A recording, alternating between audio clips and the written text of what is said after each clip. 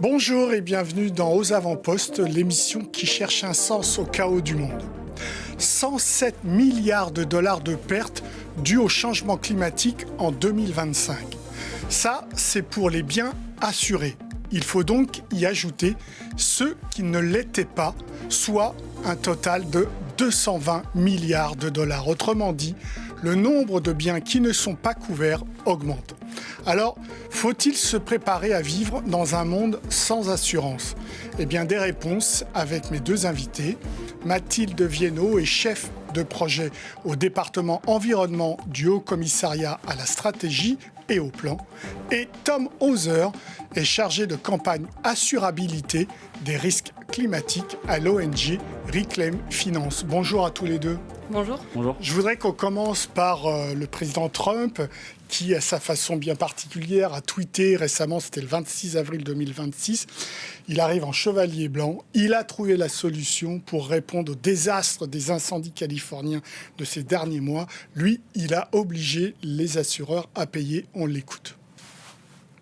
Depuis que j'ai pris des mesures drastiques et tenu des propos fermes à l'égard des compagnies d'assurance et de la manière dont elles traitent les propriétaires, cet aspect de la catastrophe s'est bien déroulé. D'importants progrès ont été réalisés et ces compagnies prennent leurs responsabilités comme elles le devraient. Les banques, en revanche, ont encore un long chemin à parcourir et nous allons examiner leurs agissements dès maintenant. Wells Fargo, en particulier, s'est montré très difficile à gérer. Les banques doivent traiter de manière très équitable et correcte ces personnes qui ont si tragiquement perdu leur maison dans cet incendie. Mathilde Viennot, on parle de quoi là ? On parle d'assureurs et de banquiers qui se défilent dès qu'il y a une catastrophe naturelle ? Oui, tout à fait. La question, c'est vraiment, est-ce que demain, les assureurs vont pouvoir couvrir l'ensemble des logements ? Et en fait, ce qu'on voit ici, c'est que comme le changement climatique augmente les risques, et puis notamment les incendies, les assureurs préfèrent soit ne plus couvrir ce risque, soit mettre des tarifs très, très élevés. Tom Hauser, c'est un phénomène qu'on a vu apparaître aux États-Unis en particulier ou qui concerne le monde entier ? C'est sûr que la Californie, comme Mathilde l'a dit, c'est un des territoires où on voit aujourd'hui les augmentations de primes les plus ahurissantes. Ouais. On a des ménages qui payent aujourd'hui pratiquement plus de 10 000 $ à l'année pour assurer leurs biens. C'est-à-dire une maison ? Pour une maison. Ouais. Mais ce n'est pas un phénomène qui concerne uniquement la Californie. Il y a notamment dans les économies émergentes la situation qui est encore plus grave, puisque en Californie, on a quand même une grande part de la population qui est assurée. Dans les économies émergentes, ce n'est pas le cas. Et même en France, où on a une protection quand même plus efficace que celle des Américains, on commence à voir les premiers signaux d'une crise de l'assurabilité, donc la capacité des gens à pouvoir s'assurer, notamment pour les collectivités locales et certains particuliers. Alors justement, puisqu'on est là-dessus, on va voir ces quelques chiffres. Donc c'est la part non assurée des dommages dus au changement climatique sur l'ensemble des 10 dernières années. On voit que dans le monde, on est à 58%, en Europe 65-75%, et là, ce que vous disiez, Tom Hauser, en effet, dans les économies émergentes, 80 à 90%. Donc de biens qui ne sont pas assurés. Mathilde Viennot, c'est une problématique qu'on a vu apparaître là récemment ou on le dit depuis un certain nombre d'années et ça arrive. C'est une tendance un peu longue. Ouais. En fait, là, ce que change le réchauffement climatique, c'est que les événements vont être plus intenses. Donc, en fait, les ouragans plus violents, les sécheresses plus longues et puis aussi plus fréquents. Et en fait, quand c'est plus fréquent, ça devient presque certain. On sait que tous les 5 ans, ce village sera sous l'eau. Et en fait, quand c'est certain, eh bien pour les assureurs, ce n'est plus rentable. Ouais. Donc, en fait, c'est presque tout à fait logique ce qu'il se passe que les assureurs se retirent des risques climatiques. Donc, ça veut dire que les assureurs travaillent sur cette question depuis au moins 10 ans, non ? Bien sûr. En fait, ils ont des modèles climatiques qui en fait leur disent que le coût futur sera plus grand, que les événements seront certains, et puis donc eux, dans leur manière de créer des contrats, le prennent en compte. Et puis donc refusent de proposer des contrats sur certains territoires, sur certains risques, comme la grêle par exemple en France, ou des choses comme ça. Tom Hauser, ça veut dire que soit on n'est plus assuré, parce qu'il n'y a plus d'assurance qui accepte de couvrir le risque à cause du changement climatique, soit il va falloir débourser beaucoup plus. C'est un peu le risque, c'est qu'aujourd'hui, certains ménages sont obligés de faire le choix économique de ne plus s'assurer. En France, on voit déjà ces premiers signaux-là. Dans le monde, en fait, il y a des territoires, comme je l'ai dit, aux États-Unis, mais aussi au Canada, où les gens commencent à choisir de ne plus s'assurer. Et certains territoires où la fatalité est un peu encore pire, où il n'y a même pas d'assureurs, voire où la culture de l'assurance est beaucoup moins développée, avec des populations beaucoup plus défavorisées, qui n'ont pas du tout les moyens de s'offrir l'assurance depuis longtemps en fait. Et il y a un peu un paradoxe par rapport à ça, vous l'avez dit, les assureurs ils alertent par rapport au risque climatique depuis le début des années 70 déjà. Ah oui. On avait Munich Re, un des plus grands réassureurs au niveau mondial, qui alertait face au risque de changement climatique. Mais aujourd'hui, ces assureurs, ils continuent à avoir des politiques un peu de pompiers pyromanes, puisqu'ils alimentent eux-mêmes ces risques. Ils continuent de couvrir l'expansion des énergies fossiles, les nouveaux terminaux de gaz naturel liquéfié. C'est-à-dire qu'ils investissent dans les énergies fossiles, lesquelles, évidemment, à la fois en tant qu'investisseur, déclenchent... oui, à la fois en tant qu'investisseur, ils continuent d'investir dans les entreprises qui développent ces projets-là de pétrogaz, mais aussi en tant qu'assureur, puisque les nouveaux projets, ils ont besoin d'assurance. Et donc aujourd'hui, on a encore des assureurs, pour les citer comme en France, AXA par exemple, qui assurent des nouveaux projets pétrogaziers, alors qu'on sait justement qu'ils sont extrêmement émetteurs de gaz à effet de serre et qui contribuent à l'accélération du dérèglement climatique qui mène à ces événements climatiques extrêmes qu'on connaît aujourd'hui. Mathilde Viennot, un point de droit. Je suis en Californie, je suis dans le sud de la France. Est-ce qu'il y a un droit qui oblige un assureur à assurer, ou est-ce qu'on est face à un phénomène où si j'habite dans le Poitou ou en Californie, je n'ai zéro choix, il n'y a pas d'assureur sur ce territoire? Alors, c'est en fait un peu différent en France et puis en Californie, parce qu'en France, on a quand même un régime qui s'appelle le régime CatNat. Catastrophe naturelle. Voilà, oui, pardon, tout à fait. Et donc, qui donne des règles quand même. D'accord. Et puis, donc, en France, si quelqu'un ne trouve pas d'assurance catastrophe naturelle, cette personne peut se tourner vers l'État pour que l'État impose. Ah, donc l'obligation elle est à l'État. Voilà, c'est ça, exactement. D'accord. Oui. Et on le voit, ça?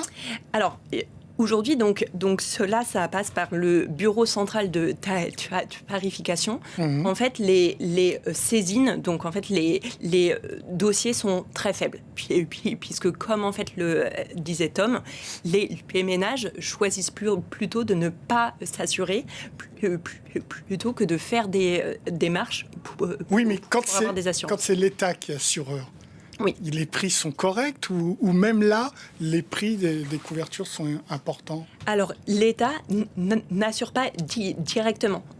En fait, il est réassureur. Donc, d'accord. Il vient soutenir l'assureur. Voilà, c'est l'assureur des assureurs. D'accord, ok. Et c'est pas le cas dans le reste du monde? Rien n'oblige un assureur à assurer? En fait, la situation est très différente en fonction des géographies. Si on prend par exemple l'exemple de la Jamaïque, qui a été touchée en 2024, en 2025 par des ouragans assez importants, l'assurance se fait carrément au niveau du gouvernement. La population est très peu assurée et donc c'est le gouvernement qui va essayer de s'assurer.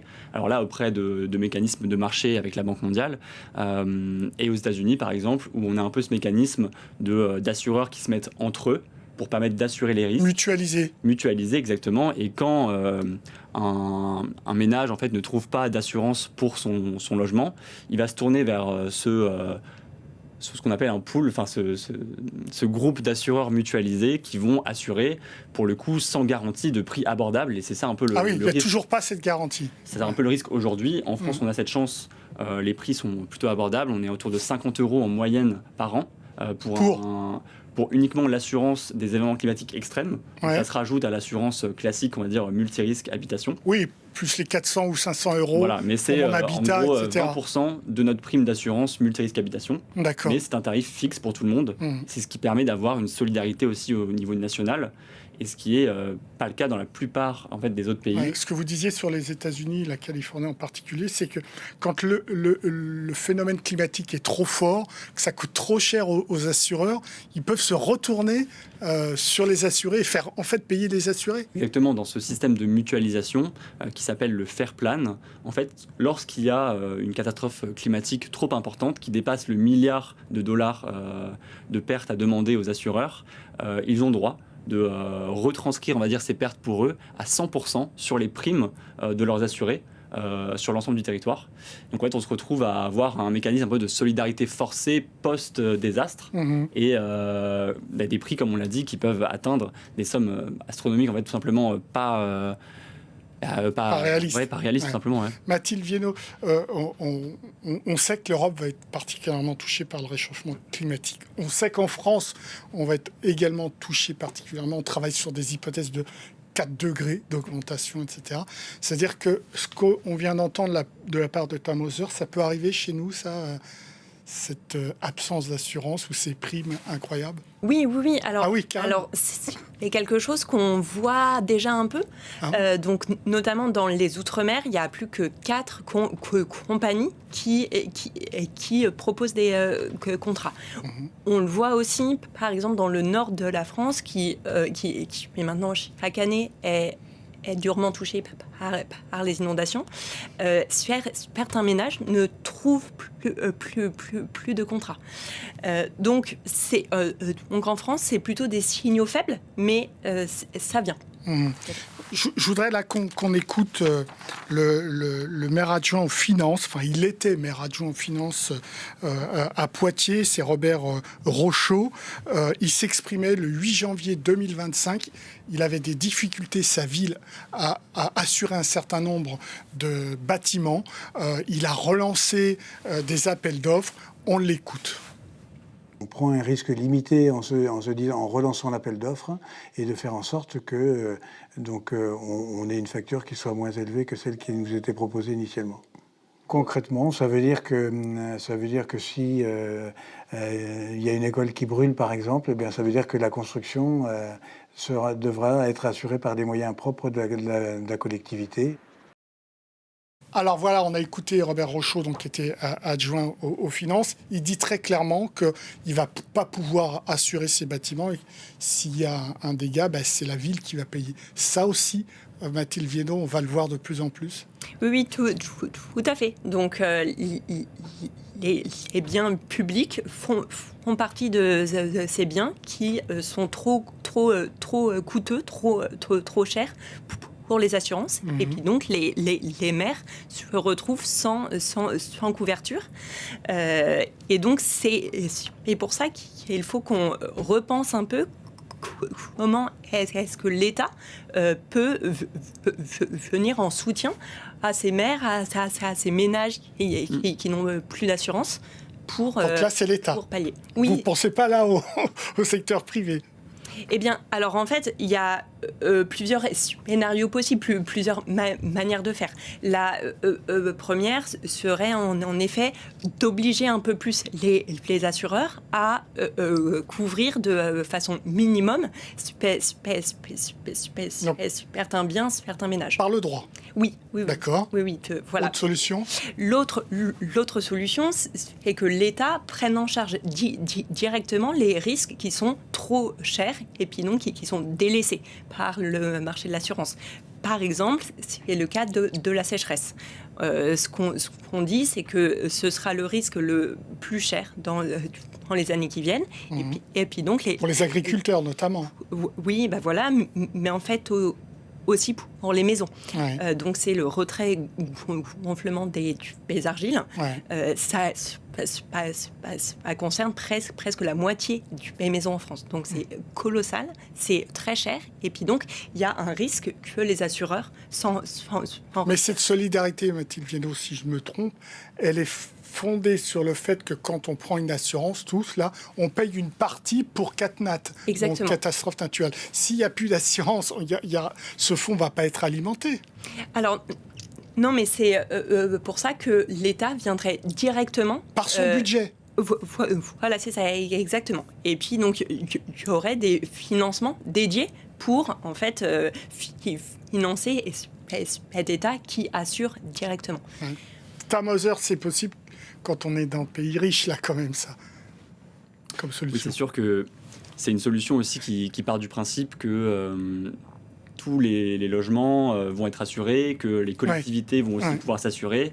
C'est pas le cas, en fait, effectivement, dans tous les pays. Comme je le disais, il y a des pays qui s'assurent au niveau du gouvernement, au niveau de l'État, même entre États qui vont faire de la mutualisation entre eux pour justement essayer de venir en aide aux populations sinistrées, puisque ça reste de la qualité de l'État de venir en aide aux sinistrés climatiques, tout simplement après les sinistres, et donc d'apporter de l'aide. Mais aujourd'hui, quand on parle de solutions aussi à l'échelle mondiale, je pense qu'il faut toujours mettre en avant la prévention. Et la première mesure de prévention, qui devrait être celle qu'on devrait prioriser, c'est aussi de la réduction des émissions de gaz à effet de serre. Et donc l'arrêt tout simplement du soutien. On n'y arrive pas. COP21, l'objectif n'a pas été atteint, c'est même pire.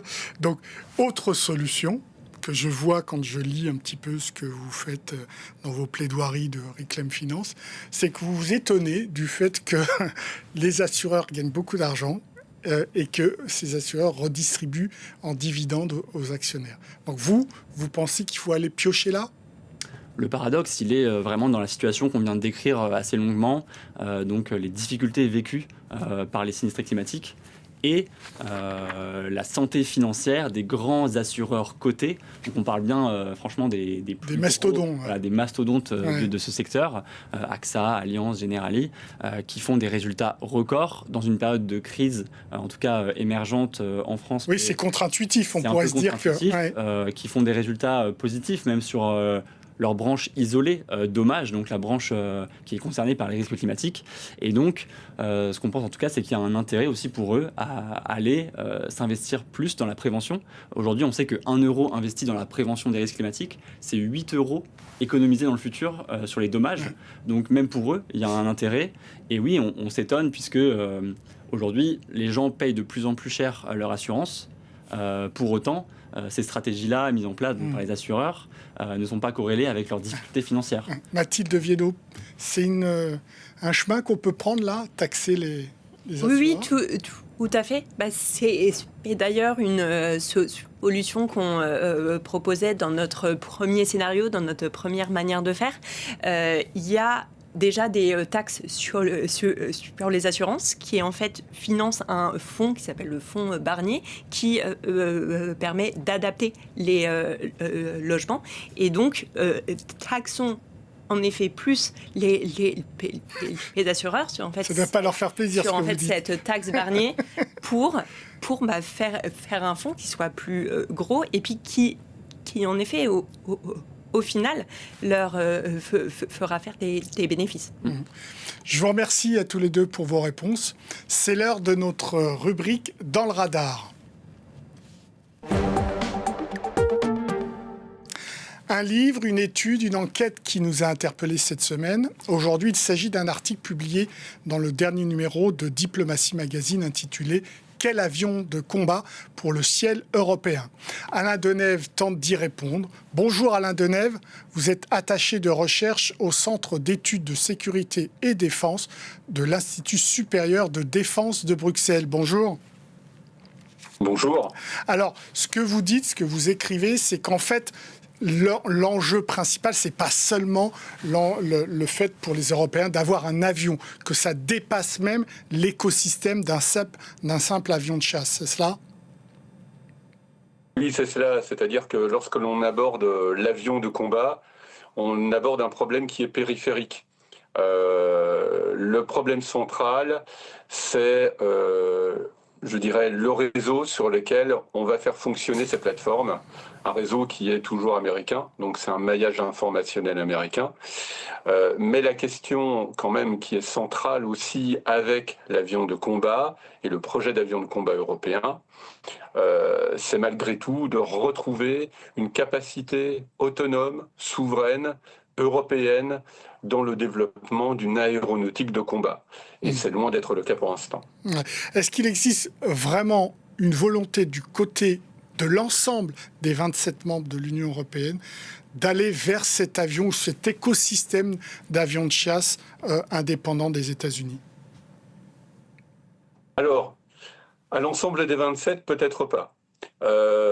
Mais disons qu'il y a une volonté chez pas mal d'États membres de l'Union européenne, chez pas mal d'Européens, et notamment les États qui veulent, effectivement, qui insistent sur cette autonomie stratégique de parvenir à développer un avion de combat européen qui puisse malgré tout rencontrer un succès large et donc un succès commercial. Ce n'est pas tout de développer un avion de combat, il faut aussi qu'il réponde aux besoins des États. Et les besoins des États peuvent être différents, c'est l'exemple de la France et de l'Allemagne par exemple, mais aussi il doit répondre à un succès, il doit donner lieu à un succès commercial pour sa viabilité économique. Répondre en effet à chaque besoin des États, c'est pas la même chose. C'est vrai que l'Allemagne n'a pas de porte-avions, la France a un porte-avions, l'Allemagne n'a pas de missiles nucléaires, la France en a, etc. Donc c'est vrai qu'il faut adapter ces avions. Mais pour autant, même s'il y a une volonté, comment vous expliquez le fait quand même qu'il y a deux grands projets? Il y a le SCAF, évidemment, avec les Allemands, les Français et les Espagnols d'un côté, et le projet Tempest entre les Italiens, le Royaume-Uni et maintenant peut-être sans doute le Japon. Donc on part dispersé, encore une fois. Oui, ce qui est souvent le cas au niveau européen. Pourquoi ? Parce qu'il y a des cultures stratégiques différentes. Il y a des volontés aussi de promotion industrielle qui sont différentes. La France et l'Allemagne, malgré tout, se rejoignent davantage sur un plan industriel plutôt qu'avec d'autres partenaires. Donc, il y a aussi des préoccupations. En fait, ce sont aussi des préoccupations industrielles dans le sens où, par exemple, les Britanniques, pour leur part, veulent récupérer aussi une expertise en matière aéronautique qu'ils ont perdue au fil du temps, ce qui n'est pas le cas de la France. Et donc, à partir de là, vous avez des trajectoires différentes et donc des projets différents, mais qui ne sont pas, je veux dire, tous les deux sont pour l'instant traversent des périodes de turbulence. Mais effectivement, c'est toujours le risque d'une dispersion des efforts. Donc, ça veut dire concrètement que quand même, l'industriel à la pointe en Europe, à part le Gripen des Suédois, ça reste le Rafale de Dassault. Donc, Dassault a peut-être peur aussi de se faire piquer sa technologie, non ? Oui, ce sont des suspicions que l'on avait à l'égard de l'Allemagne au niveau du partage, on va dire, des connaissances et des technologies. La France est pour l'instant le seul pays, en tout cas, l'unique pays qui possède un industriel, en l'occurrence Dassault, qui est un véritable intégrateur de systèmes, c'est-à-dire qu'il est capable d'avoir une maîtrise depuis l'avion de combat jusqu'au système dans lequel cet avion va évoluer.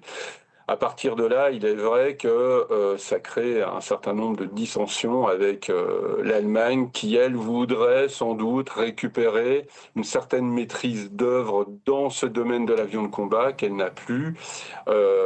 Et c'est la raison, très certainement, qui explique les turbulences du SCAF actuellement. Le SCAF européen entre la France, l'Allemagne et l'Espagne, avec d'un côté ce que je disais Dassault et de l'autre Airbus, où ils ont du mal à s'entendre. Pourtant, vous le dites très bien dans cet article, il y a de quoi se partager. Il y a un chasseur, il faut fabriquer des drones, il faut fabriquer un cloud et il faut fabriquer une intelligence artificielle pour faire marcher tout ça.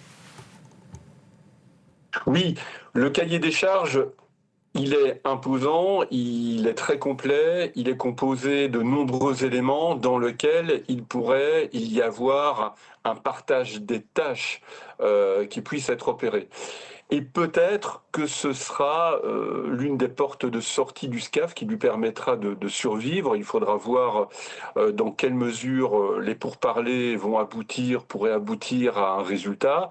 Ouais. Mais il est très clair qu'il serait, je dirais, contre-productif que la France d'un côté et l'Allemagne de l'autre choisissent de développer leur propre avion de combat, tandis qu'ils s'entendraient en réalité sur la construction d'un réseau opérationnel pour les faire opérer. Merci. Merci beaucoup Alain Denève pour vos réponses.